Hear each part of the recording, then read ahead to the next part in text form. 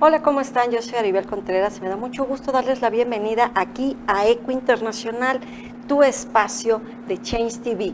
Nos encuentras en todas las redes sociales como @ChangeTV Online y les recuerdo que tanto en Facebook como en YouTube se quedan grabados todos nuestros programas. El día de hoy, sí o sí, tenemos que hablar sobre la geopolítica de la Copa Mundial de la FIFA 2026. Y para eso tenemos un invitado muy especial que es el doctor Erasmo Zarazúa Juárez. Erasmo, bienvenido y muchas gracias por aceptar esta gentil invitación. Muchas gracias por la invitación. La verdad es de que les confieso que hace tiempo atrás ya el doctor Erasmo y una servidora nos conocimos justamente hablando de la diplomacia deportiva. Ya tiene un par de años atrás, Erasmo, y contigo sí o sí teníamos que hacer este programa.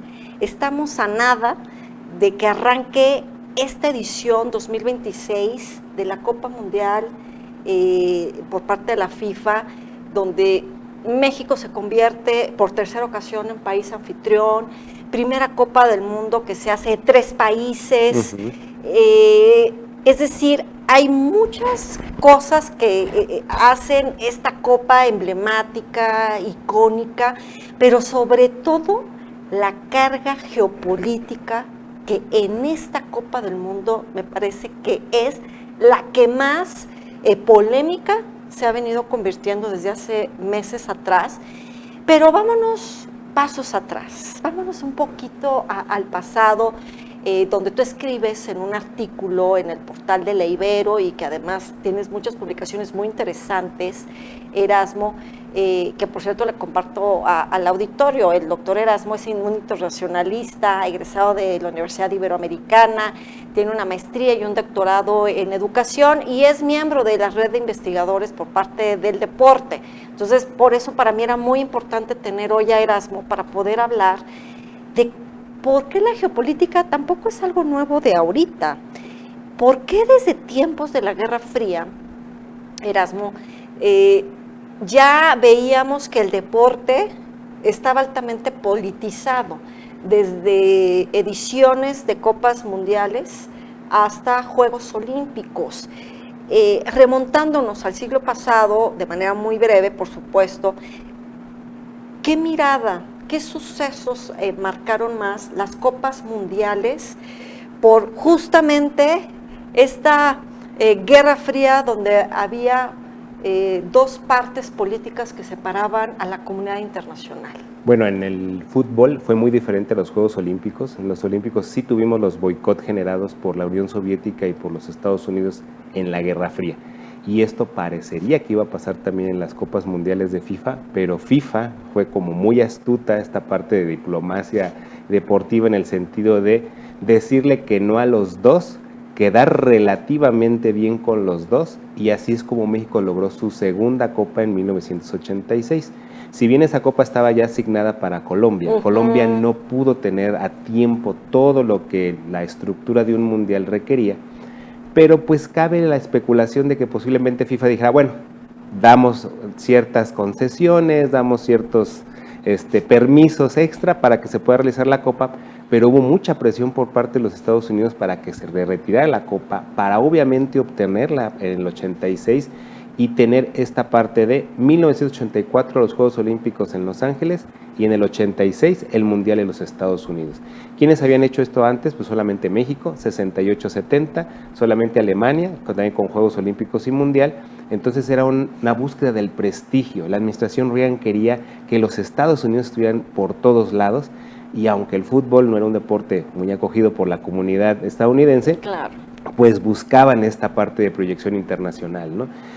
FIFA quedó relativamente acorralada, un poquito el colmillo de México con los representantes en la FIFA, y pudimos captar para México el Mundial. La FIFA dijo, mejor se lo doy a México, repite sede, después se la doy a Italia, repite sede, y así le digo que no a la Unión Soviética y a los Estados Unidos, porque el ser anfitrión es algo de prestigio internacional, ¿no? Prestigio y al mismo tiempo de gran polémica. Hemos venido viendo cómo algunas ediciones de la Copa de fútbol, pues inclusive desde la preselección de las sedes, genera tensión, es un proceso que debería de ser deportivo, pero se ha hecho totalmente político, y hemos visualizado inclusive, Erasmo, cómo la misma FIFA ya está tomando un rol más político que deportivo. ¿Tú coincides conmigo en este sentido Sí, por parte de la FIFA? Porque vemos que tiene un gran poder. Tanto la FIFA como el Comité Olímpico Internacional, el COI, pues aunque son figuras que supuestamente solamente ven la parte deportiva, pues toda interacción social, humana, es política. Entonces, sí tienen que ver con la política. No podemos ser ingenuos y decir que está completamente fuera. Entonces, hay política al interior de FIFA, quién va a ser el siguiente presidente, qué países inciden o federaciones para que sea tal o cual el dirigente, y luego, una vez electos, cuál va a ser la agenda de este presidente de la FIFA, a qué países van a ser más beneficiados, qué continentes van a tener lugares y boletos directos. Entonces, todo esto es una negociación. Y bueno, el ejemplo de siempre, ¿no? FIFA tiene más miembros que las Naciones Unidas. Claro, ¿por qué? Porque se contemplan territorios donde se juega fútbol y por ende son más. Entonces todos quieren participar, vamos a hacer esto como un símil a un jardín de niños, todos quieren jugar, todos quieren participar, y entonces están dispuestos a hacer cambios en sus políticas internas para poder obtener las copas mundiales o para poder acceder a ir a participar. Me acuerdo perfectamente, Erasmo, y seguramente el auditorio también, todas las reacciones internacionales que generó la Copa en Qatar. Ahorita que decías, pues, lo que un gobierno está dispuesto a cambiar o ajustar internamente para abrirse al mundo y que hubiera turistas que llegaran, pues se convirtió en la edición con mayor capital invertido en toda la historia de todas las copas. Una gran cantidad de turistas alrededor del mundo fueron, les parecía un país exótico, atractivo, pero que al final también hubo muchas reacciones por la cantidad de trabajadores que supuestamente organizaciones no gubernamentales alegaron que perdieron la vida en la construcción de estadios. Es decir, ¿cómo es que un país, llámese Qatar, México, Canadá, Estados Unidos, que son ya los próximos a ser sede, tienen que estar dispuestos a internamente, y no me refiero a infraestructura, sino a muchas cosas que no son tan visibles, prepararse para abrirse al mundo y ser buenos anfitriones? Aquí es el proyecto nacional, y en el proyecto nacional está tanto el Estado como las empresas privadas e incluso la población. Vamos a hacer el ejemplo de México. México quería esa proyección internacional del triunfo de la Revolución Mexicana. Entonces estamos hablando del milagro mexicano y que el México moderno se viera en el mundo. Entonces buscaron la sede de los Olímpicos desde los años 50. Y es hasta la tercera, que en el 68 los obtenemos, y una vez teniendo este prestigio internacional, las instalaciones, el saber cómo, que es la organización, FIFA dice, te doy el Mundial. Vieron el Azteca, te doy el Mundial. Entonces fuimos el primer país de todos en tener los dos eventos más importantes deportivos de manera seguida. Después en el 86 lo mismo. Hay países que quieren proyectarse desde el Estado y lo buscan. Hay países que lo que quieren es que se coloquen sus empresas y lo buscan. Hay poblaciones que lo desean, pero que lamentablemente a veces no lo pueden conseguir porque tienen que coincidir el Estado, las empresas y la población. En el caso de Qatar, pues lo que buscaban era proyección, ese turismo. Invirtieron aproximadamente $200 mil millones. No tuvieron grandes ganancias, pero ya se posicionaron a nivel internacional. ¿Una inversión? 4 años después seguimos hablando de Qatar en algunos ejemplos positivos. Toda copa tiene puntos positivos y negativos, y lo que buscaban era eso, consolidar su aerolínea, consolidar sus hoteles, consolidarse como rutas, consolidarse como turístico. Todo. Y todos estamos ahorita hablando nuevamente de ellos, y también hay que decirlo, mucho tiene que ver la estabilidad de Medio Oriente previo, durante esta segunda década del siglo XXI, a que iba a llegar un mundial. Entonces, todos sus vecinos empiezan a estar tranquilos, ellos tienen una diplomacia muy activa con Israel, con los grupos terroristas, etcétera, para que esté pacificado y se pudiera llevar a cabo la Copa.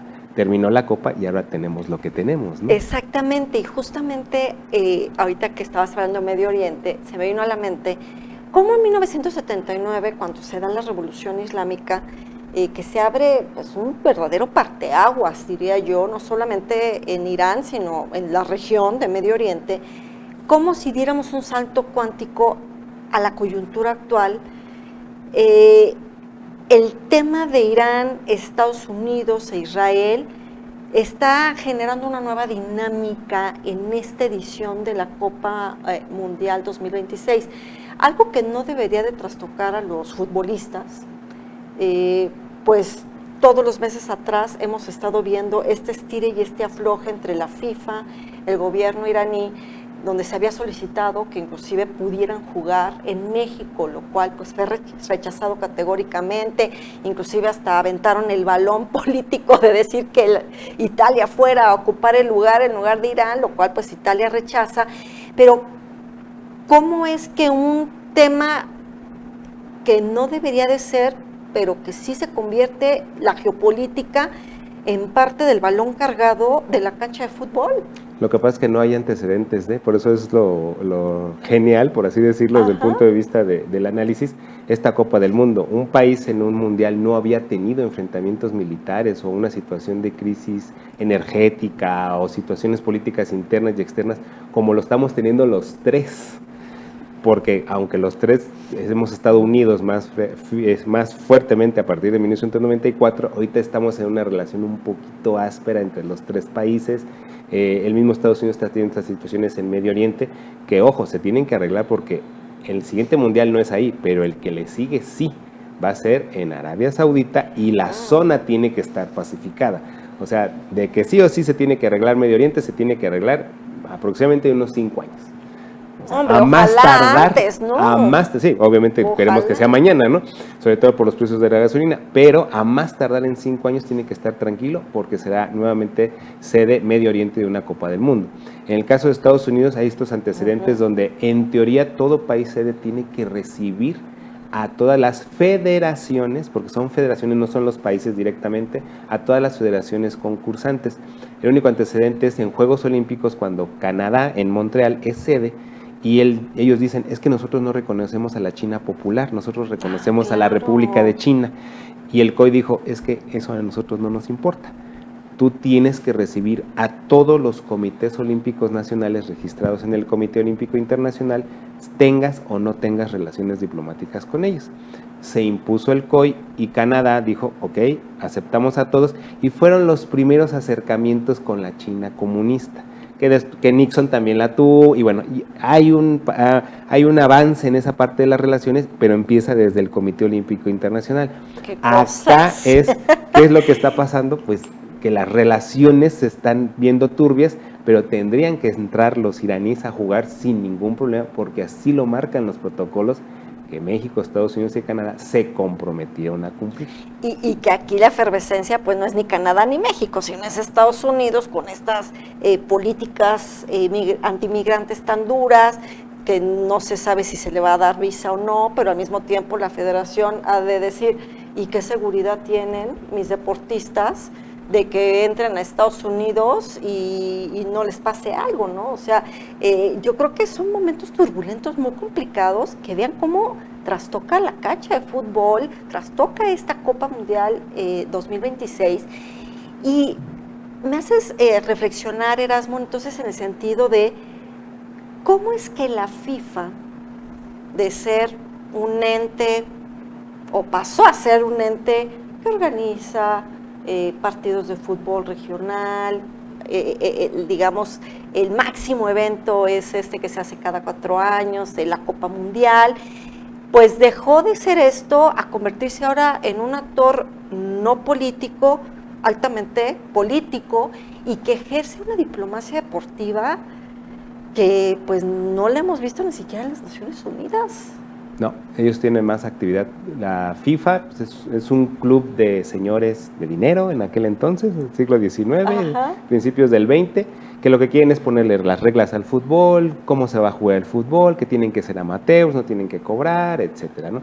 Pero actualmente es una organización de movimiento político, económico, porque las ganancias son impresionantes, tanto para el organismo como lo que se va a repartir. y tienen esta incidencia, y es lo que se llama, y es lo que investigamos en la Ibero, en el área de comunicación con Samuel, en el sentido de que inciden en la política social, cultural y económica de los países, no directamente, porque otra vez repito, es hasta dónde tú como país vas a permitir, ¿no?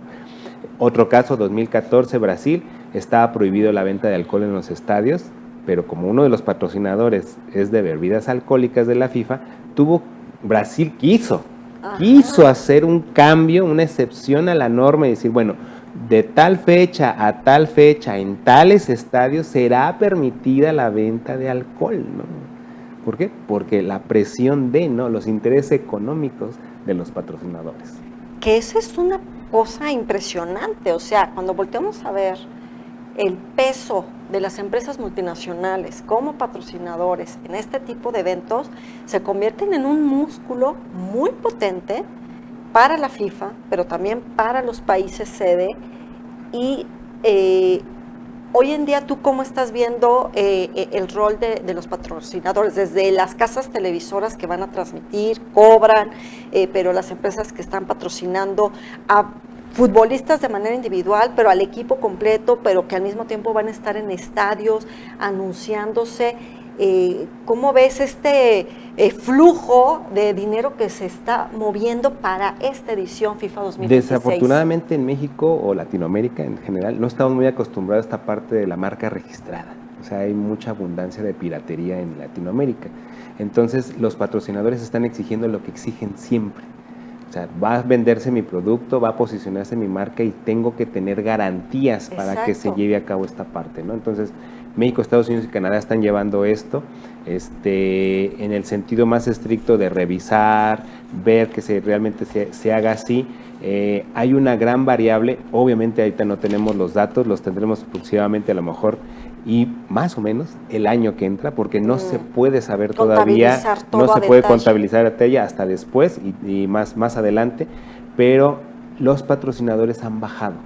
FIFA, después de los problemas que tuvo del famoso FIFA Gate, bajaron los patrocinadores globales, hay más patrocinadores regionales. Si bien este mundial le va a dar más o menos unos 3,000 millones de dólares más de ganancia a la FIFA, en sentido de porcentaje son menores. Es decir, se está ganando menos por televisión, se está ganando menos por patrocinios, se está pagando menos por licencia. Por eso la raíz del aumento del precio del boleto. Que esa es otra como controversia. No están ganando del otro lado, suben el boleto al público. ¿Por qué? China no ha comprado los derechos, India no ha comprado los derechos, Tailandia no ha comprado los derechos, Vietnam no ha comprado los derechos. No se va a ver el mundial en esas zonas del país altamente pobladas. Y los patrocinadores han disminuido. Las licencias, playeras, chicles, tenis, etcétera, son menos. No hay empresas que hayan buscado las licencias para sus productos. Entonces, ¿qué hizo FIFA? Tuvo que ajustar y sube el precio del boleto.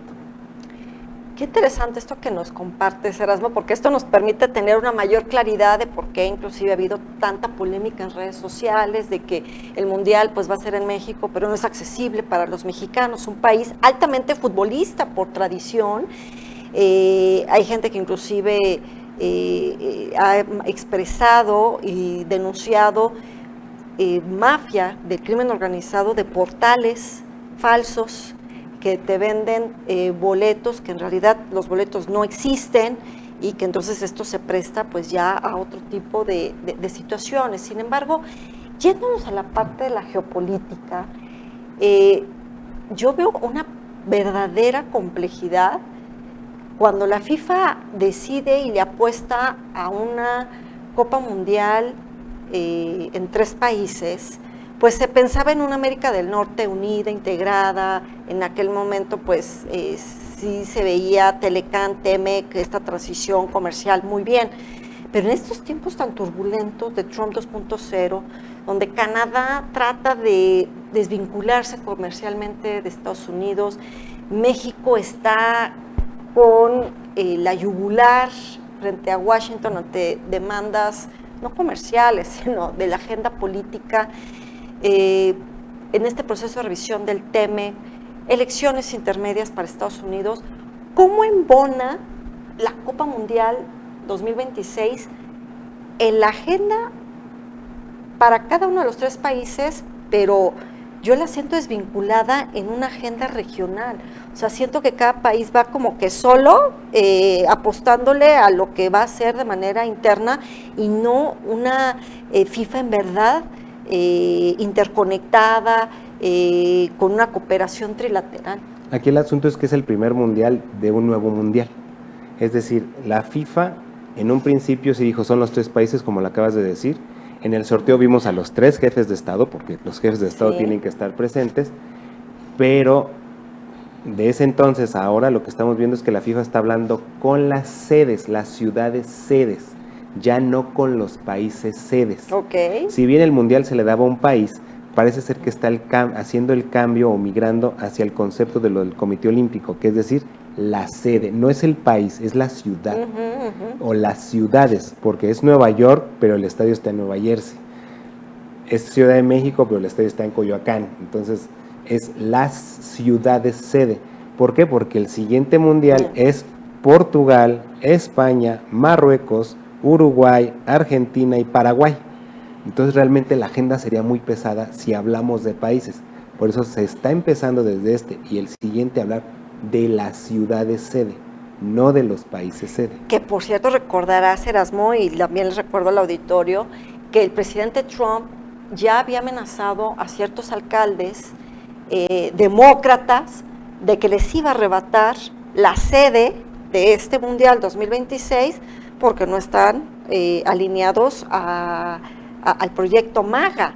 Y eso ha generado muchas fricciones y mucha incertidumbre también para las propias sedes de si sí lo iban a hacer o si se las iba a quitar Trump o qué es lo que iba a pasar. Pero hablando de geopolítica en la Copa Mundial 2026, Erasmo, ¿tú cómo has visto este rol de la FIFA, en particular del presidente Infantino, donde el año pasado pues criticamos fuertemente en medios, fue titulares, cuando se inventa este premio por la paz de la FIFA, algo que no existe, algo inaudito, donde el mismo presidente de la FIFA mete geopolítica dentro de este organismo deportivo y le entrega un premio bastante deforme de lo que es la copa para el equipo ganador, y es como el premio de consolación para Trump porque no ganó el premio Nobel de la Paz,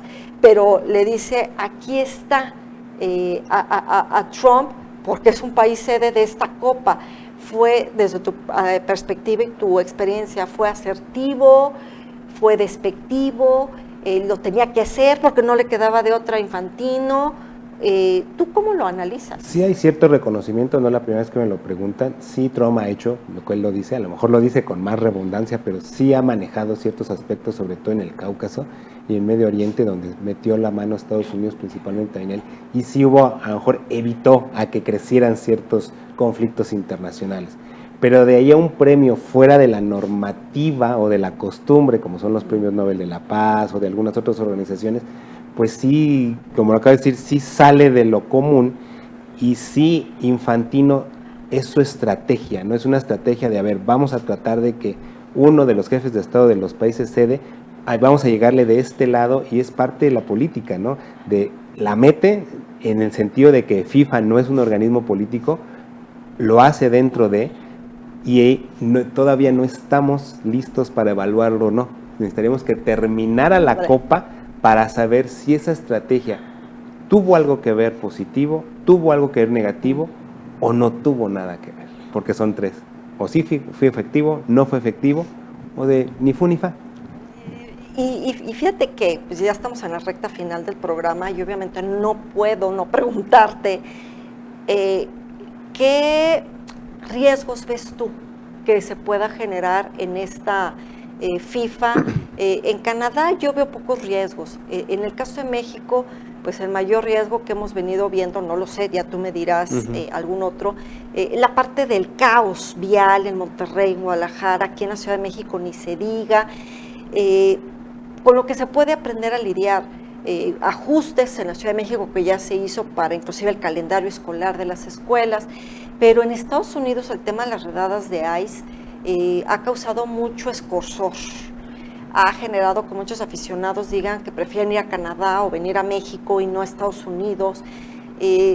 ¿Cómo es que la geopolítica deportiva llega a la Casa Blanca en este año 2026 de elecciones intermedias? Ahí tendrá que ser una negociación por parte de FIFA con el gobierno de los Estados Unidos y hacerle entender esta parte de es una fiesta y cuál va a ser tu legado. Porque si bien a lo mejor aquí en la Ciudad de México habrá tráfico, será un poco engorroso, pero yo tengo fe en los mexicanos que nos vamos a aplicar y como en otras sedes olímpicas, Beijing, Atenas, de gran población y de mucho tráfico, pues se les indicó por dónde sí, por dónde no, y la gente reacciona, coopera. la gente coopera, o sea, al momento de que va a ser la fiesta, cooperamos. Entonces, o a lo mejor va a ser el incidente de, bueno, llegamos 15 minutos tarde, pero bueno, estamos entretenidos. Pero en el sentido de Estados Unidos es hacerle entender que la acción del gobierno o la no acción del gobierno, qué tanto va a beneficiar al producto llamado mundial, ¿no? Y que estas cosas que pueden llegar a pasar en los tres países sean fortuitas, no por una acción de Estado, y que la fiesta se lleve a cabo y que trascienda a Estados Unidos, como lo vimos hace un año, Trump muy contento entregando el trofeo al equipo que ganó el Mundial de Clubes, y que sea esa parte del ambiente, ¿no? Que se contagie de ese ambiente y que todos podamos andar por todos lados. En términos geopolíticos, ¿lo ves con un saldo positivo? Sí, en el sentido desde ahorita, antes de presentarse el Mundial realmente, pues se está posicionando los Estados Unidos, ¿no? Está posicionando su política, su actuar, su economía, de cómo se van a hacer las cosas durante estos años previos, los siguientes años antes del siguiente Mundial, sí se está posicionando, pero ahí está la clave. La clave es cómo va a actuar durante el Mundial, va a ser su legado nacional e internacional. Y vienen las elecciones, entonces yo siento que con tal de ganar el voto, como lo llevó a hacer Bill Clinton en los Juegos Olímpicos de Atlanta, que hubo ahí muchos movimientos y que los afroamericanos, etcétera, hubo mucho movimiento social y político y salió reelecto, ¿no? Y tu apuesta es, ¿cuál de los tres países crees que lo utilizará mejor como herramienta de poder blando? ¿Canadá, Estados Unidos o México? Yo siento que más por la experiencia México, como poder blando México, y Canadá se va a posicionar. Y Estados Unidos no sabemos, es la gran incógnita, ¿no? Depende de su actuar, es cómo se va a posicionar, si de manera negativa o positiva.